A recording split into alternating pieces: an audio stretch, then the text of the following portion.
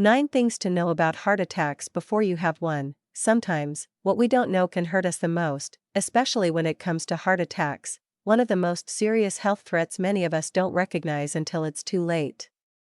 Every 43 seconds, someone experiences a heart attack, and the alarming truth is that we might not even realize it's happening. Don't let a lack of knowledge catch you off guard. Here are the crucial things you need to know about heart attacks so you can recognize and act before it's too late. The first and most important rule: do not try to diagnose yourself. If you have even the slightest suspicion that you might be having a heart attack, call 911 immediately. Knowing the warning signs is key. Symptoms can include chest discomfort that lasts for several minutes or comes and goes, upper body discomfort in one or both arms, back, neck, jaw, or stomach, shortness of breath, cold sweats, nausea, dizziness, extreme fatigue, or an overwhelming sense of doom. 2.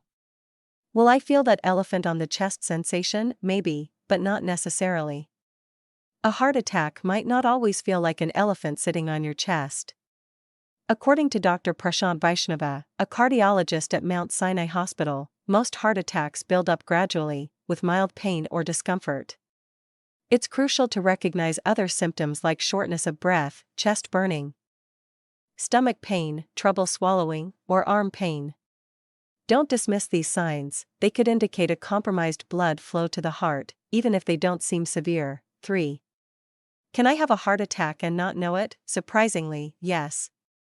In a 2015 study, nearly 80% of middle-aged and older adults who had heart attacks were unaware they had one. This is known as a silent heart attack and can happen to anyone, though it's more common in people with diabetes. You may not experience the classic symptoms like chest pain, but you might feel nauseous, short of breath, or even faint. 4.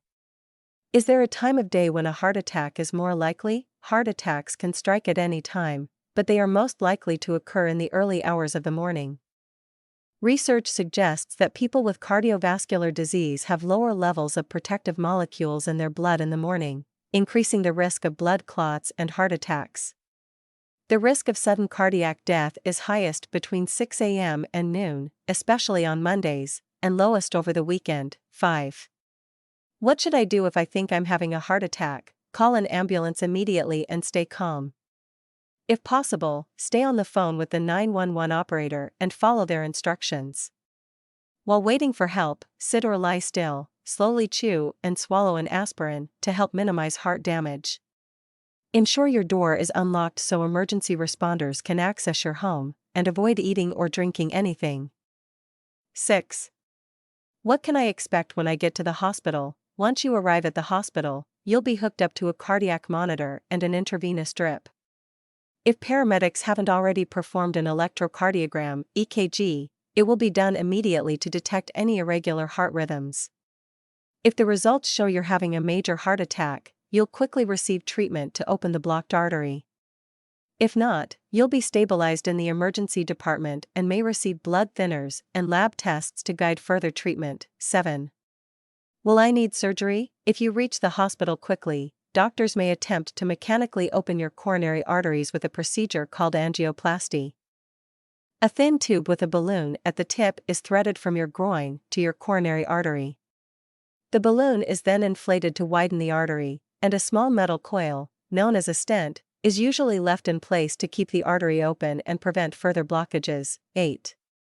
Can I exercise after a heart attack? Exercise can actually lower your risk of a second heart attack, but it's essential to talk to your doctor first to find a routine that's safe for you. Research shows that people who increase their physical activity in the year following a heart attack have a lower risk of early death compared to those who remain inactive. 9. Can I have sex after a heart attack? Once your doctor gives you the green light to engage in moderate physical activity, it's safe to resume sexual activity. Most people can start having sex again within 2 to 3 weeks after a heart attack, but always check with your doctor first. A study found that there are no significant risks to resuming sex as long as you can engage in activities like climbing stairs or taking a brisk walk without discomfort, fatigue, or shortness of breath. Remember, knowledge is power. Understanding these critical facts about heart attacks can help you be better prepared to respond quickly and effectively if it happens to you or someone you care about. Don't wait until it's too late.